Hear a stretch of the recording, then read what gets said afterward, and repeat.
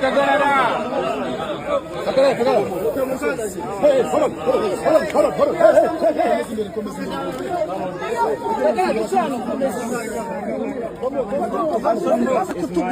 Oh, really? Yes. This your team? Wow.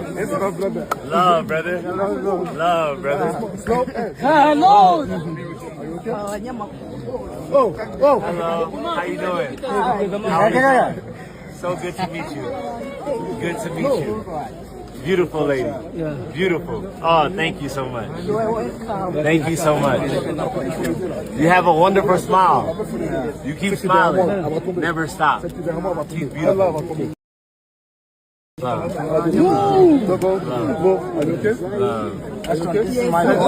That's your coach? Coach, what's up, man? You got a star on your hand. You got a star on your hands.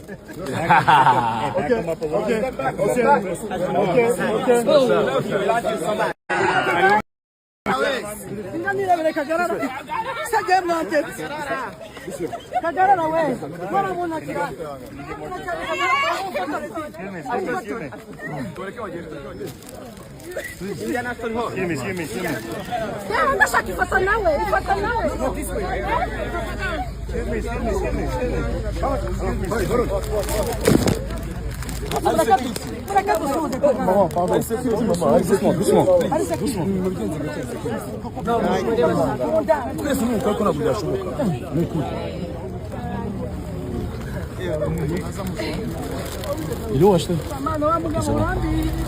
Love. Thank you, my guy. Take five. Take 5 on. Granda. Take 5 mil. Granda. I love you. Thank you, man. Thank you for everything, man. Thank you. Double Gunda. Double Gunda. Love. Love you too, man. Damn.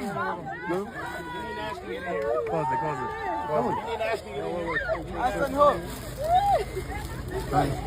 Urakoze cyane papa. Thank you for everything. Kind of appreciate me. You know I love you, man. Yeah, man. I love you so much, man. Thank you, my Keep brother, pushing. man. Ashton, thank you. Love, brother. Love.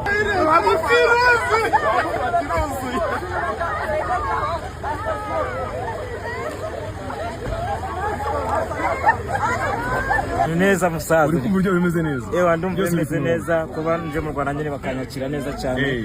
Ndabashimira cyane. Nibyo watekerezaga?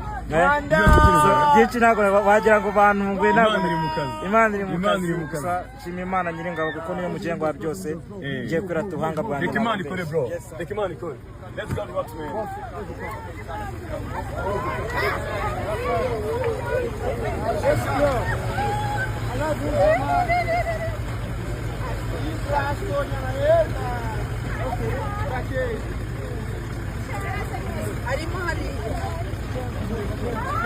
Being honest, can we get a light? If I'm being honest, I never heard of Granda before. I haven't. But Ashton Small, he won't shut up about Granda. He won't. I say, where we go next? He say Granda.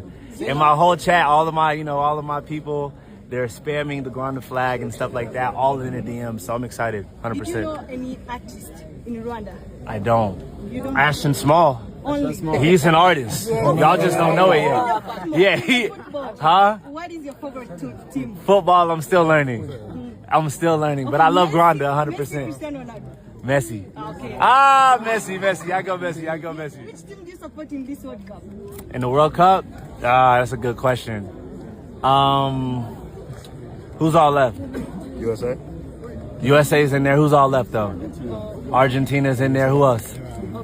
France. We'll go US. We'll go USA. Yeah. Brazil. Hey, Brazil too though. I love Brazil as well. Okay. My guy's getting them questions in. Last one. Go ahead. Your last one. My what? For runners. Last word for runners. My last what? Just message. Oh, last word for Granda? I mean, I say, if your dreams seem accomplishable, if people believe your dreams, if they don't call you crazy, you're not dreaming big enough. Yeah, dream bigger. That's the message. Keep God first. With Him, you can do anything. You're welcome. Thank you. 100%. Let's go.